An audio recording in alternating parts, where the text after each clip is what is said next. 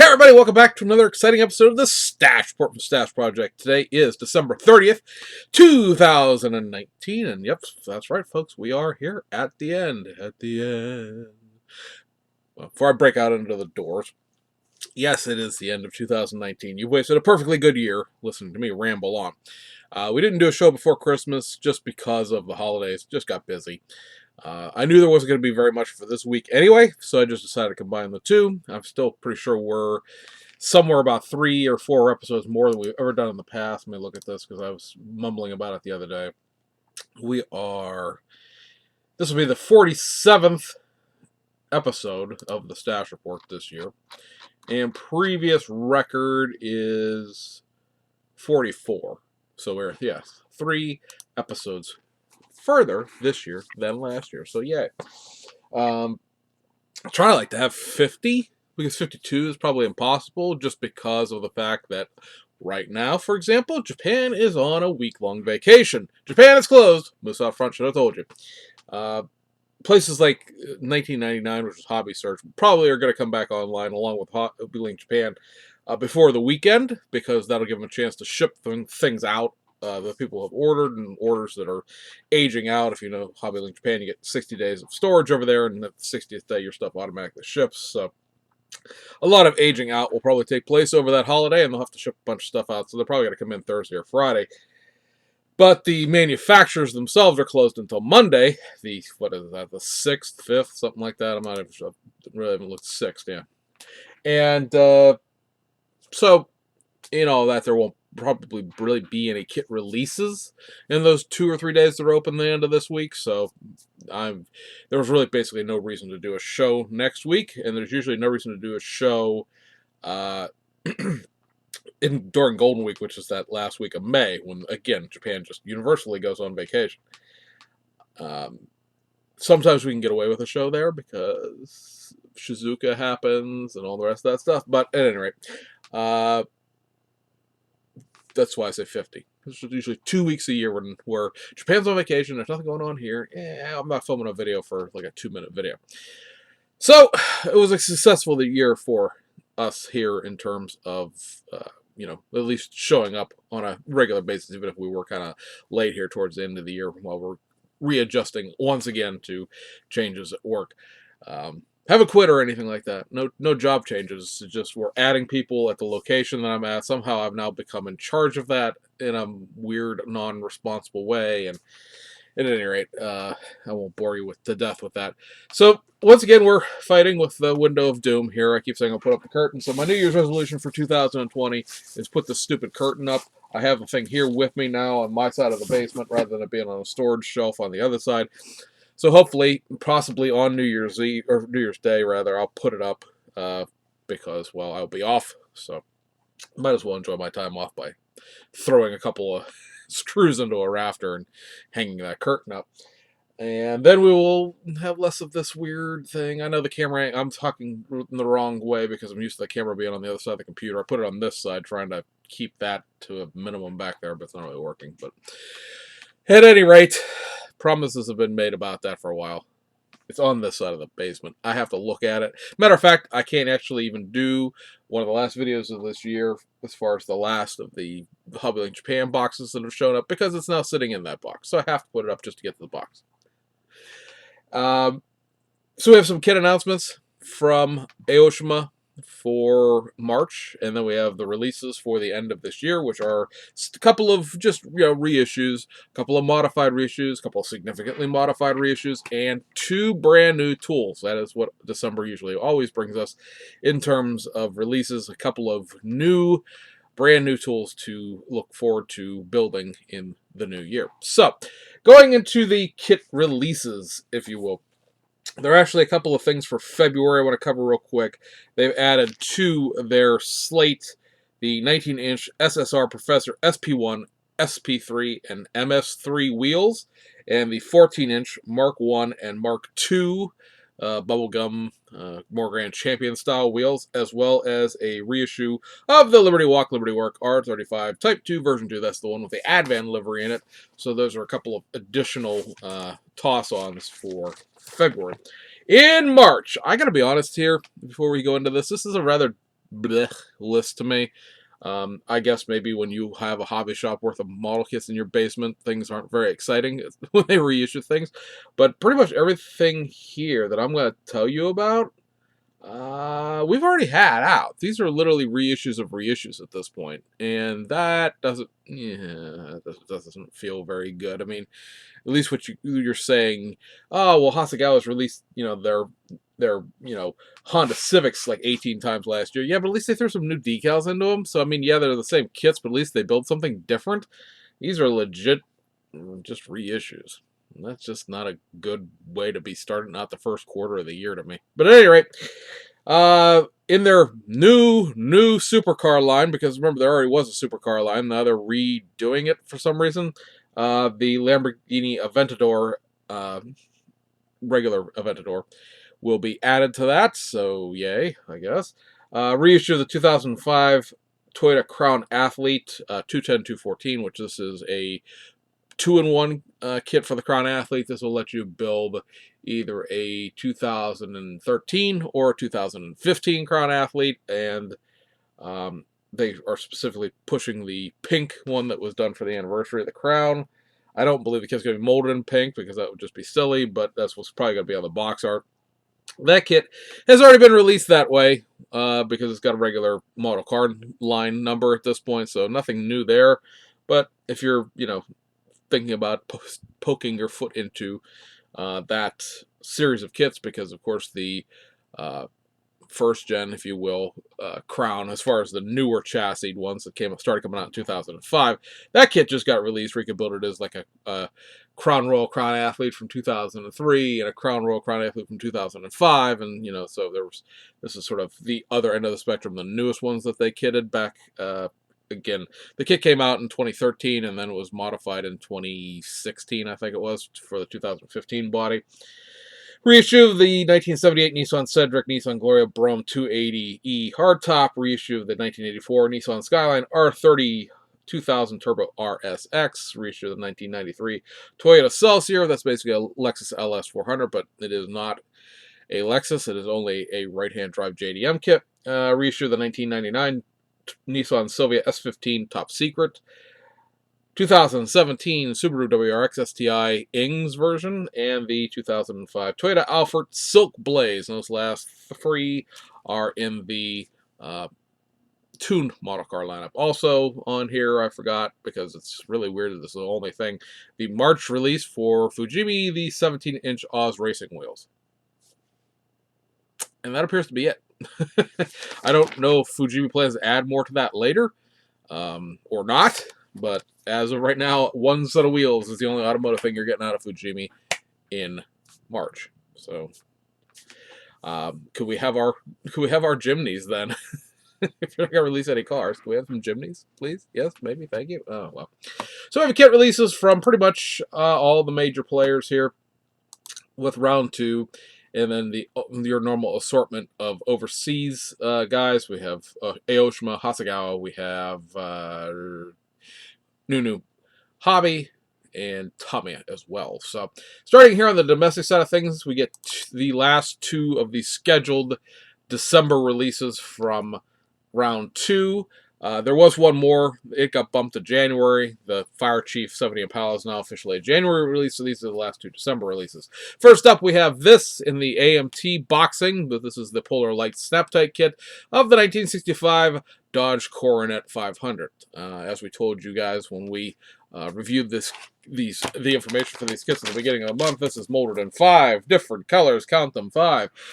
Basically, the idea being that you don't have to paint it if you don't want to. Of course, that's kind of silly, but it's a snap-tight kit. Not being in the Polar Lights lineup anymore, it sort of loses that it's a beginner kit kind of feel to it, but it does have a full engine. That's always been one of the things they were like, oh, it's a snap-tight kit, but it has an engine, so there's that. There's been a lot of back and forth about how accurately proportionate the body is on this, and I'll leave that up to you guys to fight about, as I've never had this kit in my hands to really realize or be that big of a fan of a 65 Dodge to really care, but it's there if you're interested. And the other release is this It is the California Highway Patrol 1978 Dodge Monaco, and you see there slapped on the box the new parts for the light bar and the push bar. So I don't know if the entire light bar is retooled or if they just retooled or tooled up, I should say, a set of domes for it, because the Federal Twin Sonic, which is what that light bar is in 1-to-1 scale, uh, has always existed. It was in the Nissan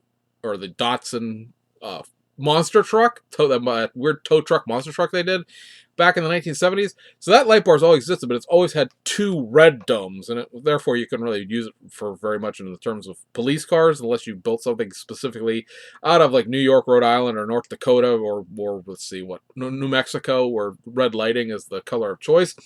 It's never had a blue piece, so again, I don't know if the whole light bar is completely new or if they just tooled up blue pieces for it, because the light bar itself really wasn't that bad an impersonation of a Twin Sonic, considering some of the abominations of things we've gotten as light bars over the years with like commercial builders. And it's got a new, I think they're saying it's a 6-piece push bumper, which is great because that CHP push bumper is pretty specific to the CHP. It's built out of the prison system for the state of California, so it's very, homemade and one-off-ish in that sort of way. I mean, all of them look the same. They're not one-off like this is the only one, but CHP was pretty much the only department that used anything that looked like that because they were designing it in-house and having it built in the big house, as it were.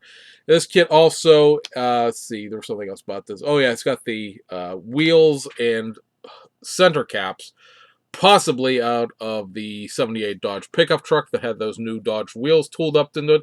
Those technically aren't the right steelies for that, but it's way, way, way better than those gigantic dirt track tire and dirt track wheels that this kit has had on it pretty much forever. Certainly through all the Joker Goon Car reissues and the I'm not sure the TJ Hooker kit had the big wheels. Probably did. I think this kit has always had those big wheels, but this has the much more in scale to the 1-to-1. I think those would be 15-inch rims on there in real life. Wheels and tires.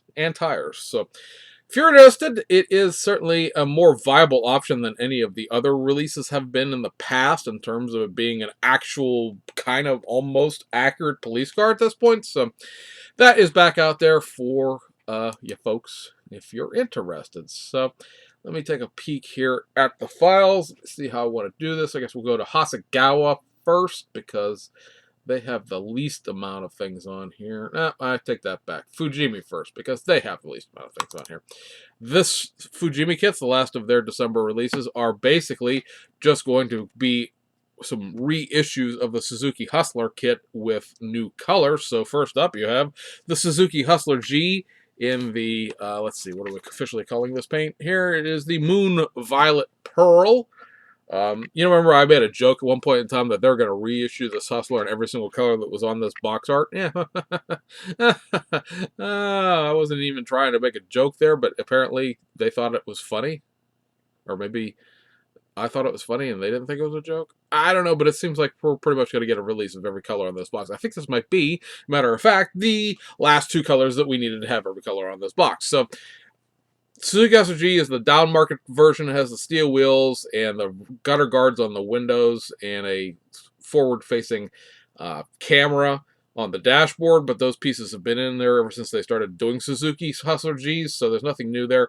Unfortunately, neither one of these kits include any type of water slide decals. The earlier Suzuki Hustler, the Mazda Flare, and other things always had a small sheet of regular decals for things like the gauges and the badging and things like that, for the Hustler logos and things like that, so that you didn't have to use the weird Mylar stickers that come with these things. And unfortunately, the Suzuki Hustler G, for whatever reason, has not been granted that same freedom. So, is what it is. And then there's the other one, because there were two of them this month, and this is the khaki pearl, or khaki metallic pearl, which, as we pointed out before, is rather unfortunately a gloss color, not like a matte army olive drab type of thing. So Just straight reissues, just molded in different color plastics. Those easy snap-tie kits, the idea is it's a high gloss plastic and you don't have to paint it. Yeah, you do, but at any rate. That is the Fujimi stuff. So over to Hasegawa. One kit we forgot to mention, and came out actually 2 weeks ago.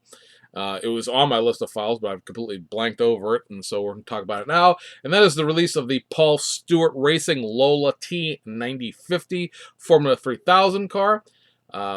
This is a sort of step away, I believe. I don't think this has been done before from their Formula 3000 series. The Formula 3000 series that they have done, there's the T9050s, and there's a couple of other cars that were in this. They're 124 scale open wheel cars.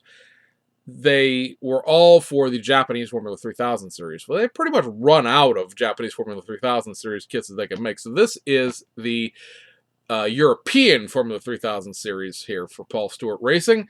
This is sponsored by Labatt's. I'm assuming because it has a very prominent "Please don't drink and drive" message down the side pods of the race car. That's why the Labatt's logo is allowed, because the Labatt's logo is clearly on the box art and it's in the decals. So somehow Labatt's, I don't know, maybe because it's weak-ass Canadian beer or something like that, we don't realize it's an alcohol product, or again, it has the "don't drink and drive" message on it, so that makes it okay. I can't even when it comes to what is or isn't allowed in the tobacco and beer world. It's too much. Sometimes we can allow the decals, sometimes we can't. Sometimes we can just put the decals in the box and not mention them.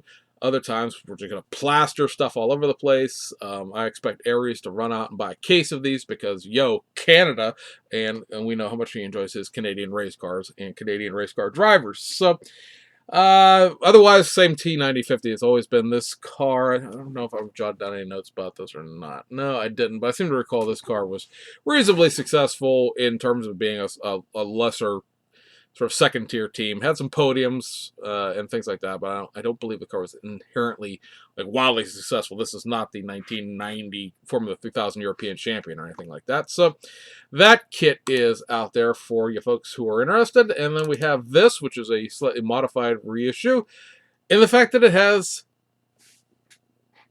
blonde girl figures. Resin girl, all the things. 1966 American Coupe Type T. So this is, of course, a 66 Thunderbird. This is in its sort of non-lowrider format, if you will, meaning that it has wire wheels instead of the sort of moon disc lowrider wheels. I mean, kits are identical other than what wheels they have in it. Yes, it does have that weird Illinois license plate included on the decal sheet. And we are once again with a resin girl figure who's in this trying to crack her back by twisting behind her position. I did find it very interesting that there are, I think it's something like 12 sets of pairs of eyes for this. Remember, we talked about before, they are including decals for the eyes on these resin girl figures because there's no real sculpted eye to paint. And besides that, painting eyes is one of those things that, no person who doesn't do figures can actually accomplish. They've made it so the eyes are either looking to the left, so she's looking behind her like she's in the box art. They're straight ahead, so I guess she's just staring in the distance. And then they're to the right, so she's kind of like, oh God, I hope that car doesn't get me. Yeah. So, I mean, it is sculpted this way. She is, sort of showing what her mama gave her and tapping her head, rubbing her belly at the same time.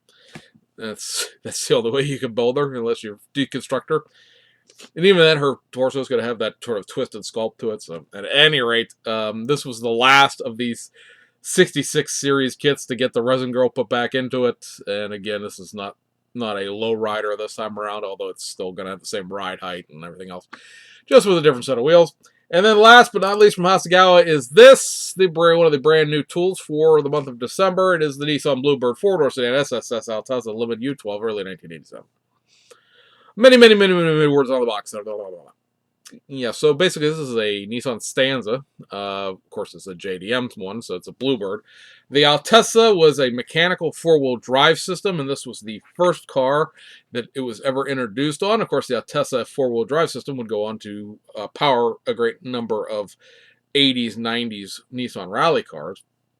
This kit, if it doesn't get reissued in its SSSR rally version, is as either both a race car period or the factory uh, dealer almost rally prepped car that was an option.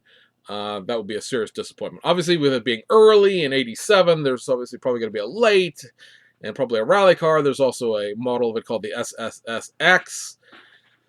I would expect, the normal Hasegawa 3, 4 releases of this. The way the kit is constructed in terms of its engineering, it has a stripped out interior that you then add the interior to in terms of the back seat and the interior walls and everything. It is a side panel or door cards construction, not a tub or anything like that. Apparently, they got the message with the 2002 that that's not acceptable in this modern day and age to do crappy bucket interiors like that anymore.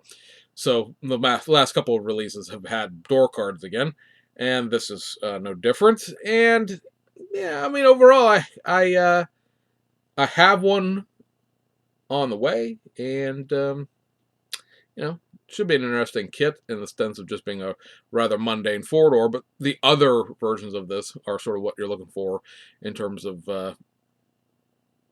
fun Japanese cars. The SSSR is probably widely acknowledged as being the most rally ready dealer prepped car you could ever buy. There were the Subaru Impreza Type Cs that were offered in like the late '90s, and early 2000s that were very, very similar in the sense that they had stripped down interiors and things like that. But the SSSR came with giant lamps built into the grill. It came with a very stripped down interior, like no air conditioning, no radio. I'm not actually sure that car even comes with a back seat installed. Basically, all you do is put a cage in it, and you were ready to go. So, again, very much hope for that, because I think that's a pretty neat version of this. Otherwise, sort of kind of mundane four-door car, but still cool, very interesting to have that out. And that'll take us to, I guess, we'll go to Tamiya real quick, because they have our other brand new toolkit for this month. And that, of course, you guys probably already realize, is the Toyota Gazoo Racing Supra. I thought for a long time the Gazoo Racing was just going to be a trim level on the Supra, but it turns out, no, that complicated, goofy GR Supra is part of the actual real car name. I know the car gets a lot of hate in just general sense because, of course, it is a rebodied BMW Z4, and everybody has lots of fun with that and whatnot. I kind of go back and forth as to how hideous I think this car is on any given day.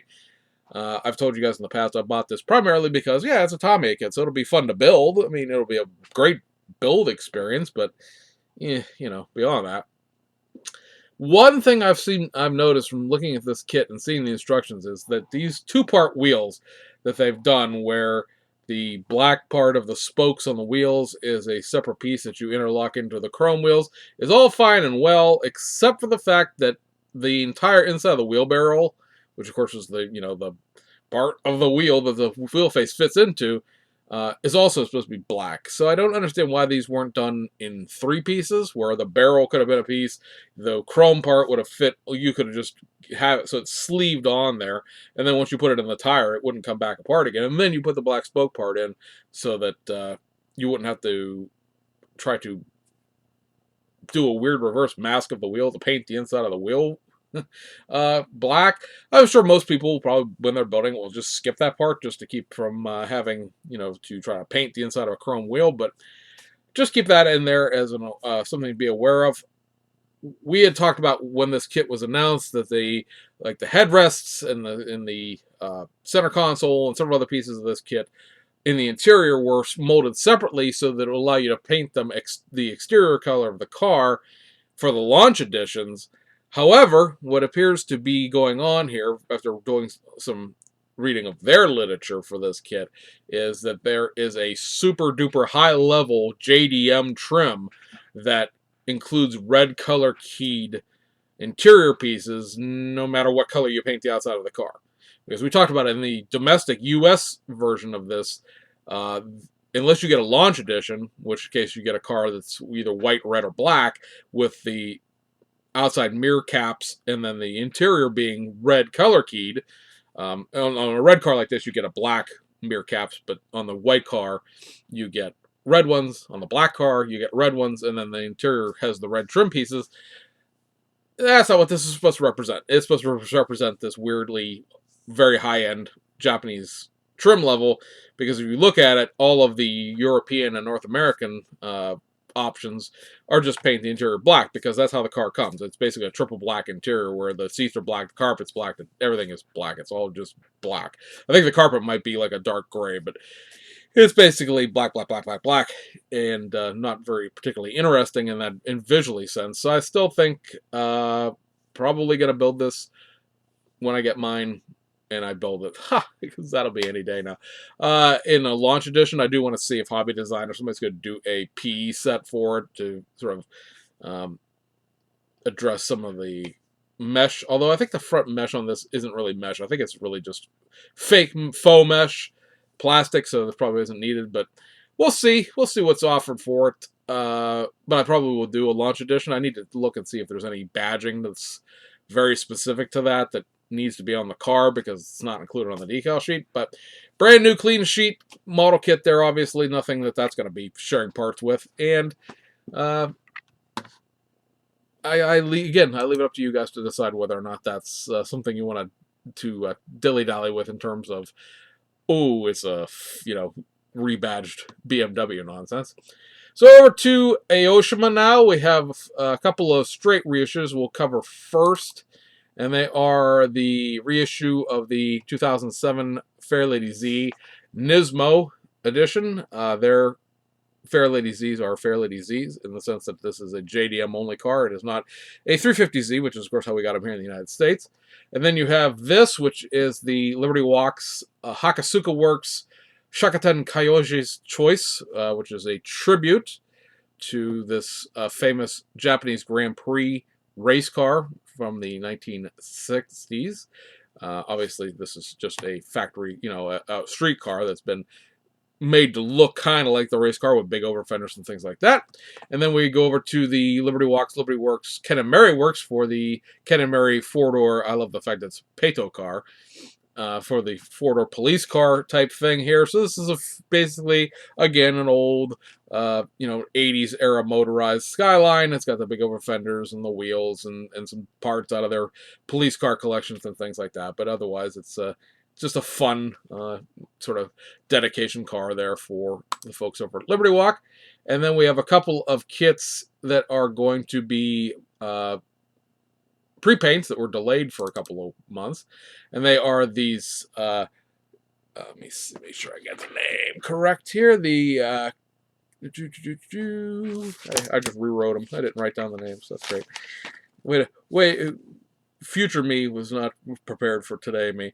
The Kyosuke Takahashi FD3S RX-7s.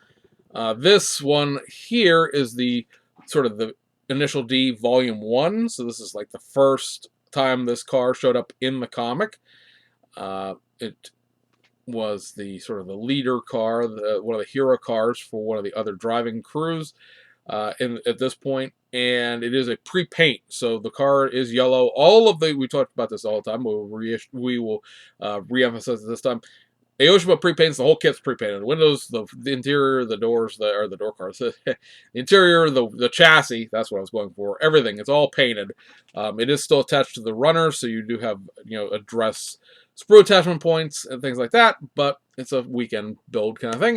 And then the other kit we have out of that same thing is his car, as it was modified for the Project D Volume 28 series. So this is basically, again, at this point, the car's been modified a little bit, and this would sort of go with the A86 Initial D Volume, Project D Volume 28 kit. Both of these kits were released late last year, early this year, in just raw plastic form, and then they decided to do these pre-paints. They were supposed to come out back in September. They, of course, got delayed for whatever reason. The pre-paints always seem to get delayed, and probably because they need to have a certain quality of paint and whatnot to them. And again, like the other ones, this is, of course, completely totally painted, so you just have to put it together. So there is that. Going over to the, modified releases that Aoshima has this month. This is not really modified, but it is in the new supercar lineup. So again, we see another reissue of the Pagani Huayra. As you notice, it has the new supercar number 2 logo there on the bottom of the box art.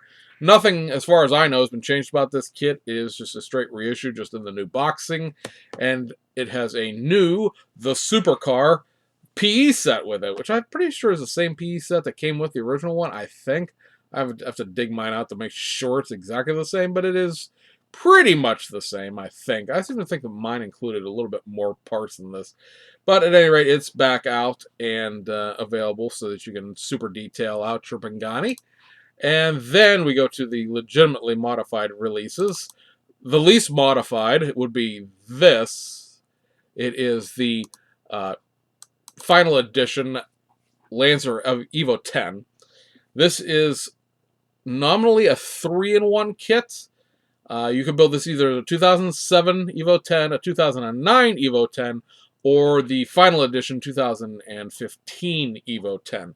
They did tool up new side mirrors for the final edition because by the time 2015 got here, they had the side marker lights in the mirrors.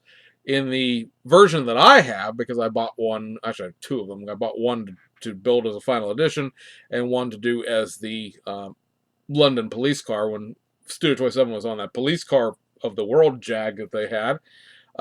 They just included like a little decal to go over the flat mirror. It did not have a raised indentation. So this does have a raised indentation. It probably wouldn't be really realistic to have that be a 2-piece mirror, so that would be like a little clear piece that you put on there. So it is just something you have to sort of paint to make it look like a side marker. So it's better than, but still not quite fixed. And there are 2 sets of wheels in here. The wheels that come with the 0709, and then these BBS wheels that were on the final edition. Then beyond that, the next most modified thing would be this. It is the most recent reissue of the Japanese Taxi. Get my words out here so that I can say this correctly. The Kokusai Auto Taxi. Looking at the logos and things like that, very interesting. There are the great big placards for the doors. They're shown in some of the preliminary sort of literature that I showed you guys the other day. But beyond those, there are a number of little logos on here that when you look at the instruction sheet, it's like 2017, 2019, and they're drawn to different decal numbers. So you can build this either as a 2017 car, the 2017 car with the big advertising on the door, or a 2019 car. Isn't that nice? This does include probably about 8 or 10 new pieces, most of them revolving around stuff that is very specific to this company's taxi, which includes the gutter guard on the outside window, the little taxi globe on the roof, a center partition thing to keep the passengers out of the driver's compartment, as well as a couple of meters and things like that, electronics-wise, for the interior. It would not shock me necessarily if they did more Japanese-specific, well, obviously Japanese-specific, but Japanese company-specific versions of this van, because this is sort of Toyota's answer to taxiing in Japan. I will not be buying any more of them. I bought the one, they released this, I wanted a real taxi, sold the other one, bought this. Besides, I like the dark blue more than I like the black. And yeah, so if they release more, good on them. I hope they sell well, because it's an odd thing to invest in the first place, but I personally will not be adding any more of them to my collection beyond that one. And then I guess the most modified, if you will, version of the reissues for December is this, the 2007 Toyota Hiace accident reconstruction van. So what you're getting here, in addition to just being a regular 2007 Toyota Hiace, is probably 2 parts runners full of new stuff here. I want to say that the bumper lights are probably new, or they're just repurposed versions of the old one. The light bar that's on top of that big goofy sign, that's old, that's just repurposed. But the sign itself, and there are decals to do, I think, 3 messages, and then there are just arrows that sort of point you one way or the other. That whole thing, including obviously the decals, are new. Those weird little spotlight things on the top, those are new. The front fender mirror, that 2-part mirror that sort of part of it goes backwards and part of it's like, hey, what's going on in front of my school bus mirror, that is new. And then the side door window glass is new, because if you look at the box art there, the side windows have like a side window in the side window, and those were not part of the original kit. So all in all, I mean, it's still a High Ace. High Ace, not a bad kit. I mean, it's a curbside, and it's, you know, is what it is in the sense it's a full-size Toyota van, but I guess it's, you know, a fun way for them to throw, I don't know, probably about $7,000 worth of tooling at you, and it's a completely, totally brand new model kit. So that is that. So we have one last kit. Let me make sure I've got everything. I believe I do. One last kit, and this is a heavily modified reissue coming to you out of the folks at New Hobby, or Hobby New, depending on how you want to look at the way they write their scripting. And it is this, the Porsche 935 K3 Numero Reserve 1979, 24 Hours of Le Mans winners. Winner, chicken dinner. So they do include the Le Mans stuff in here, so that's kind of nice that you don't have to go out and buy a bunch of crap afterwards. Looking at you, Tommy. And there will be numerous sets of decals available for this as time goes along. There are a few sets out there already. Classic Racing Resin. Sorry if I'm butchering your company name, is planning to do a number of little resin trans kits for the various decal sets that Scale Coachworks is putting out. Scale Coachworks, a relatively new decal company out there. They do print their stuff through Umi Graphics and Cartograph, so they are high quality decals. I personally have not bought any yet. I've seen them. They look really, they look very pretty. I have not used them, but being Cartograph decals, it's one of those, how bad could they really be?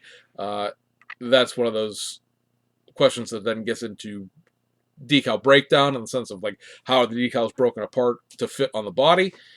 Being the only thing, sometimes you see people, Studio 27 is very guilty of this. Oh, our decals are high quality, but we design them in such a way as they're impossible to apply in the way that they're, you know, designed. Hey, we put this gigantic piece of decal that covers the entire, like, you know, front quarter panel of your car, and it's like going over a whole multitude of compound curves, and there's no way you will ever get this to lay flat. That's not really a problem with these 70s, 80s Porsches, because there weren't that much livery for them. But again, should be interesting to see. Like I said, they plan to work. I know IndyCals has some decals they plan to do for this that are also going to be with these new things. The main difference is the rear wing area on these kits. And sometimes the outside rear fenders are somewhat different year to year to year. And so they're going to be, a lot of work is going to be done to make these be as correct as possible for the years. And then Decalcos and Renaissance have also said they're doing decal sets for this. So if you want to build a K3, you know, get a couple of base kits and hang out for maybe a month or two, and there's going to be a plethora of decals and conversion resin and things like that to make them as accurate as you want. Or you just throw the decals on the kit and say, screw accuracy, I build model kits, I'm not that big of a nitpicker. But be that as it may, this kit, back to this kit, is primarily the K2. Remember, New Hobby and BMAX, same company. So this is a new body shell. So the whole body is completely new. It shares the interior and the guts and all of that stuff with the K2, but primarily the whole exterior is new. Because the whole front end of this kit is, the whole front end of a Porsche K3 is different than a K2. The rear fenders are different. The rear wing is different. I think they probably got away with using like the side inserts to the tool, or maybe the top insert to the tool, but certainly the whole front and rear inserts are new. And things like that. So it'll be interesting to take a look at it once it gets here and compare it to the K2 and see exactly what about the body is different. See if it's a completely new piece of tooling, which would be kind of pricey when you think about it, or it's just some inserts for the body tool are what's different there. And then, like everything that New and BMAX do, there's a specific photo etch set for this. Looks pretty much like the K2 PE, although there are a few differences that are specific between the two body styles. The winglets are a different shape and things like that. So they're, you know, you can't necessarily use a K2 on a K3 and have it look exactly correct. The instructions are in there. You get an antenna, you get the air jack, you get the PE, and it looks like there's like a sheet of decals or something floating around in there. I don't know what the decals will be unless they're Seibelt logos for the seatbelts. So, at any rate, guys, that, I believe, will wrap up this final 2019 episode of the Stash Report. So as we said, there probably will not be one on the 5th. I can't see a reason why. But we will be here on the 1st to do the January compilation video. And possibly, if the news is significant enough, we will do a video on the Revell Germany, nominally still Germany, since there is a U.S. division once again, the Revell European, Revell corporate releases. Now, I don't necessarily believe that there's going to be information on the U.S. side included in this, but it is a long-standing tradition that Revell AG, Revell of Germany, releases their 2020 kits at midnight on New Year's Eve into New Year's Day. So I would assume, I've not heard anything about that tradition not taking place this year. It took place last year after the ownership change, so I would assume that the ownership change will do nothing in terms of making that better, worse, or indifferent. So that'll certainly be something we'll look at, see what kind of new tools we're going to get out of Revell Germany, next fall, because that tends to be when the 2020 kit releases are out there. And then at the end of January, going into the beginning of February, will be the Nuremberg Toy Fair. So we'll get a better idea out of the European companies, what they plan to do. See what Italeri has on hand. See Heller, for people who don't know, got bought out again last year by a German company. They're in the German company's booth, so they are going to have a presence there. Maybe they'll tell us they're going to reissue, they're going to finally put out that new tool, Renault Estafette van they've been teasing us for half a decade now, again, and still have it not show up. And yeah, that's pretty much it. I think we are good to go. So anyway, guys, I hope you enjoyed your Christmas. I hope Santa Claus brought you all the models you were looking for. Now we go into a whole new year with more models that you didn't know you needed. And again, stay safe on New Year's Eve. You made it through the whole year. Don't go doing something silly and getting yourself into an accident or in jail or worse because you made a poor drinking decision tomorrow night. So keep safe out there. Just hunker up with your computer and your models and stuff like that, and just hang out because let's face it, New Year's Eve's a young person's game, and the majority of us we're not so young anymore. So we'll see you guys on the other side.